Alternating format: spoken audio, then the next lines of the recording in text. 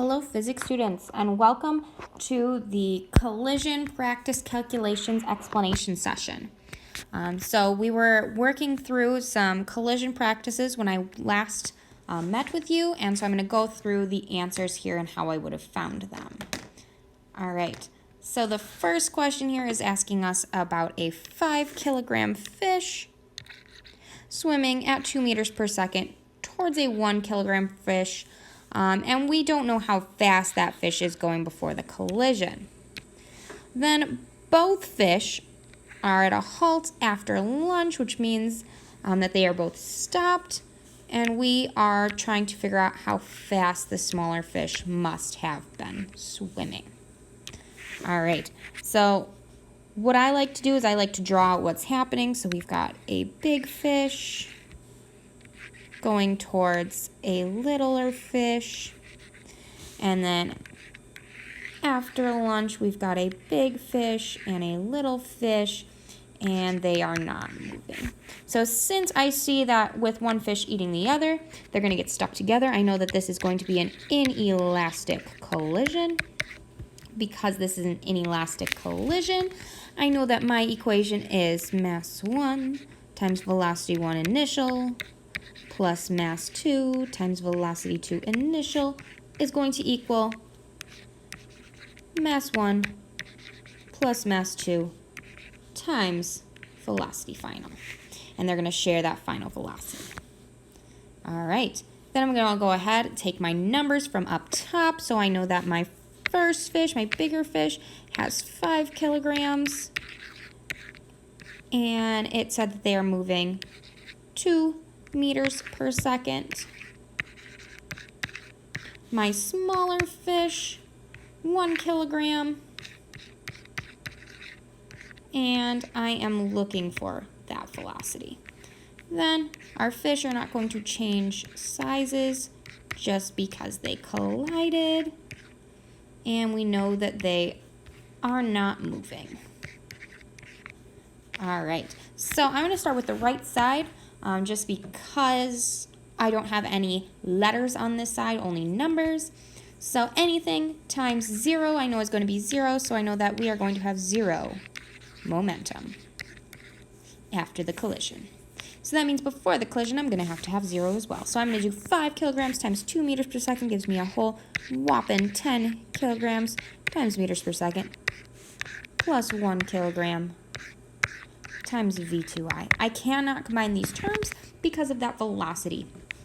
All right, then I'm going to go ahead and I'm going to get rid of this 10 kilograms because I want to try and get my V2 initial all by itself. So I'm going to subtract 10 kilograms times meters per second from both sides. All right, and I am going to end up with just 1 kilogram times V2I equal to negative 10 kilograms times meters per second. All right, here I will go ahead and divide by 1 kilogram since I know that anything divided by itself, or anything divided by 1 is going to be that same thing. I know that I will still have negative 10, however my kilograms cancel and I'm left with meters per second as my units. All right. Now what I want to ask myself, is this reasonable? I noticed that both of my fish are going in opposite directions before the collision, and sure enough, one has a positive velocity, one has a negative velocity. I'm also noticing that my bigger or more massive fish has a smaller velocity, and that is good to go, or a smaller change of velocity, I should say, and that is good to go. All right, then we are jumping on to our next problem. This one, comic strip superhero meets an asteroid in outer space and hurls it 800 meters per second, as fast as a speeding bullet. The asteroid is 1,000 times more massive than the superhero. In the strip, the superhero is seen at rest after the throw. However, taking physics into account, that would not be the case since we want to know how fast is he going to be going. So that 800 meters per second is after. You notice that both of them are going to be together before, so we're going to draw this out. That's my superhero. He is holding on to this asteroid. And then after my superhero is going to be flying backwards, and the asteroid is going to be flying forwards, okay? And so what that tells me is since they are stuck together at the beginning, that we are going to be dealing with an explosion. And because we're dealing with an explosion, I am going to have my equation of 0 on the before side. They're going to start at rest, equals m1 times velocity 1 final plus the mass of object 2 times velocity 2 final. Okay. This one gets a little confusing from this 1,000 times more massive than the superhero. What this is telling me is that I've got my superhero and I've got my asteroid, and if my superhero was 54 kilograms, then my asteroid would have to be 54,000 kilograms. Now, I don't like those numbers. I think they're kind of difficult.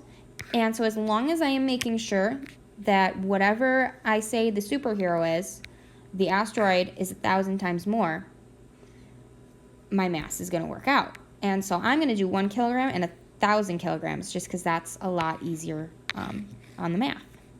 So then the mass, I'm going to say that my superhero is object 1, and so object 1 has a mass of 1 kilogram.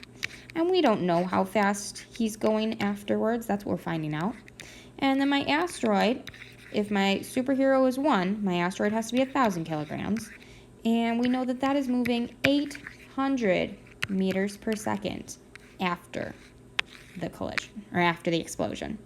And so that's all still equal to 0 kilograms times meters per second. Then what I'm going to go ahead and do is I'm going to simplify this. So 1,000 times 800 is going to give me 800,000, something with a lot of zeros. My 1 kilogram times velocity 1 final. Because of this, I can't just add my numbers together. They don't both have the same letter associated with them. So we're going to have 800,000 kilograms times meters per second, and that's all equal to 0. All right, then I'm going to go ahead and get rid of this 8,000, and so I'm going to subtract it, or 800,000, I should say.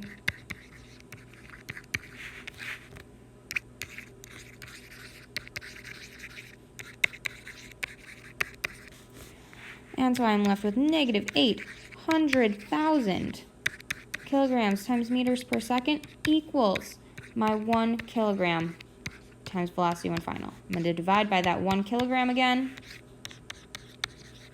My kilograms are going to cancel. My negative 800,000 meters per second is going to be left, and that will be my velocity 1 final. All right, now I'm asking myself, well, is this reasonable? Do you think it is reasonable for a superhero to chuck an asteroid and then end up recoiling at 800,000 meters per second?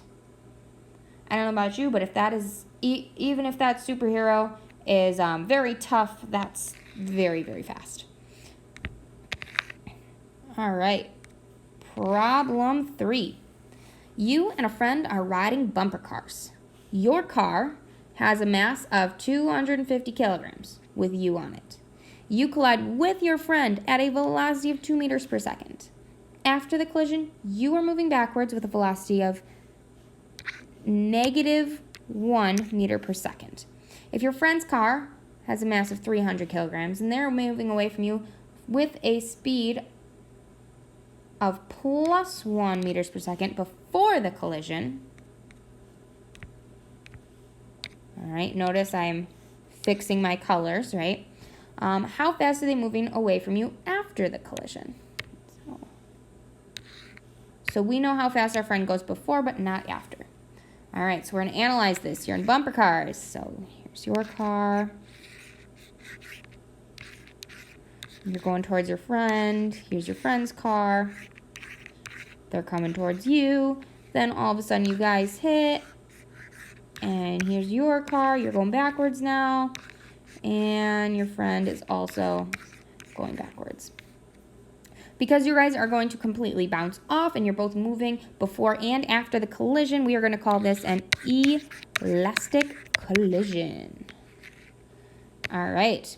So because this is an elastic collision, I know that the equation is going to mass 1 times velocity 1 initial plus mass 2 times velocity 2 initial equals mass 1 velocity 1 final plus mass 2 velocity 2 final. All right, we're going to put the pieces together. So your car has a mass of 250 kilograms. So anywhere I see mass 1, I'm going to put that 250 kilograms. All right, so over on the other side as well, your car is not going to be losing pieces just from hitting into your friend's car. You collide with your friend at a velocity of 2 meters per second. So you're going 2 meters per second. After the collision, you're moving backwards with a velocity of -1 meter per second. Notice I'm just putting the pieces in as I read through. If your friend's car has a mass of 300 kilograms, so their car also not going to change before versus after the collision. So it's going to be 300 both times. All right. And they are moving away from you with a speed of 1 meters per second before the collision. Okay, so you kind of ran into them. They were going away from you, so you're both going in the same direction, which is why they're both positive over there. And then we are trying to find out how fast you're going after the collision. That's what we want to know. All right, so here is the full thing. We put all the numbers in. Now I'm going to start with the left side this time because that is where I have all numbers, no letters. I always like to start where I know the most information. And so I'm going to start with 250 times 2, and that gives me a big ol' 500 kilograms times meters per second. That's the momentum of me before the collision. And then my friend, 300 kilograms times 1 meter per second. And that gives me their momentum before the collision. Then after the collision, I have a -250 kilograms times meters per second. That's just 250 times -1. And then I cannot simplify my friend's momentum after the collision because they still have that variable. All right, then the left side, let's simplify some more. 500 plus 300 is going to give me 800 kilograms times meters per second. All right, so that's the momentum before. We got to equal that momentum after. And so then I'm still got my -250 plus my friend, which is 300 kilograms, times that velocity 2 that we're looking for. All right, next thing I'm going to have to do, I want to get V2 all alone. I'm going to add 250 because it's negative. And I want the opposite. So that means -250 plus +250 gives me 0. So then 800 plus 250 gives me 1050. And that is all equal to, we've still got that 300 kilograms times velocity 2 final. We're going to go ahead and divide by 300. And so we've got 1050 divided by 300 gives us 3.5 meters per second. That is how fast your friend is going after you run into them. All right, so we noticed that you ended up being repelled and going backwards, so it does make sense that your friend should be going faster forwards, right? They should have sped up. If you ended up going backwards, we need some more positive momentum. All right, last one. All right, we've got a 2,000 kilogram car traveling to the right at positive 10 meters per second. And then we got a 2,500 kilogram car traveling to the left at 15 meters per second. They are going to collide head on and stick together. Hold on, as soon as it says stick together, that is telling me this is inelastic. Because inelastic is always anytime things are sticking together. And we want to know how fast they are going after the collision. All right, so now we're going to put all the pieces, or since it's inelastic, we have to pick out our formula, which will be mass 1 times velocity 1 initial plus mass 2 times velocity 2 initial equals mass 1 plus mass 2 times velocity final. We are looking for that velocity piece. All right, so we're going to plug our masses in. Mass of car 1, I'm going to say that's that 2,000 kilogram car. Velocity of that first car, 10 meters per second. I'm going to say to the right is going to be positive. My other car was 2,500 kilograms, and it was going to the left, so I'm going to say it's going negative. All right, then after the collision, my masses are not going to change. I'm still going to have a 2,000 kilogram car and a 2,500 kilogram car, and I want to find that final velocity. All right, like always, start with the side where I know the most information. So 2,000 times 10 gives me 20,000 kilograms times meters per second. And then 2,500 times 15. And since it's a negative 15, I'm going to end up with negative 37,500 kilograms times meters per second. All right. So then to further simplify the left side, I'm going to have that 20,000 minus 37,500, and I end up with negative 17,500 kilograms times meters per second, and that is how much momentum is on the left side. All right, before the collision. Then after the collision, my masses don't change, so 2,000 plus 2,500 gives me 4,500 kilograms times that velocity final. And that we're going to carry down to the next level as well. All right, this is what we're left with. Now we want to get velocity final all alone, so we're going to divide by 4,500. And negative 17,500 divided by 4,500 equals negative 3.89 meters per second, because those kilograms are going to cancel. And that would be velocity final. All right. And now we want to know, is this reasonable? Well, our first car, going 10 meters per second, is going to end up losing all of its velocity and then starting to gain velocity in the negative direction. And then our other car is going to keep moving in the negative direction, or to the left, and it's going to lose about 11 meters per second.